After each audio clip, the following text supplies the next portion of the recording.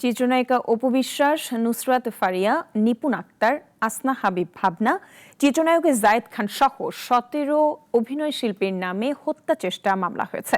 2024 সালের বৈষম্য বিরোধী আন্দোলন চলাকালীন রাজধানীর ভাটারা এলাকায় হওয়া এক হত্যা চেষ্টা মামলায় আসামি করা হয়েছে এসব অভিনয় শিল্পীদের। জুলাই অভ্যুত্থানে রাজধানীর ভাটারা এলাকায় সংঘটিত হত্যাচেষ্টার ঘটনায় মামলা হয় ঢাকা মেট্রোপলিটন ম্যাজিস্ট্রেট আদালতে। মামলার নথিপত্র পর্যালোচনায় দেখা যায়, সাবেক প্রধানমন্ত্রী ও আওয়ামী লীগ সভানেত্রী শেখ হাসিনা এবং তার সরকারের সংশ্লিষ্ট 283 জন ও অজ্ঞাতনামা আরও 300-400 জনের বিরুদ্ধে ঢাকার সিএমএম আদালতে মামলাটি করেন এনামুল হক। মামলায় বৈষম্যবিরোধী আন্দোলনের বিপক্ষে অবস্থান নিয়ে আওয়ামী লীগের অর্থ যোগানদাতা হিসেবে আসামি করা হয় ঢাকাই চলচ্চিত্রের জনপ্রিয় নায়িকা নুসরাত ফারিয়াকে।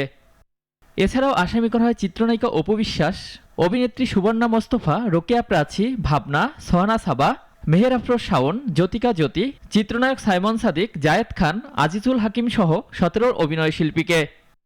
মামলায় আরও উল্লেখ করা হয়, এসব আসামিরা বৈষম্যবিরোধী ছাত্র আন্দোলন দমন করার জন্য বিপুল পরিমাণ অর্থ যোগান দিয়েছেন।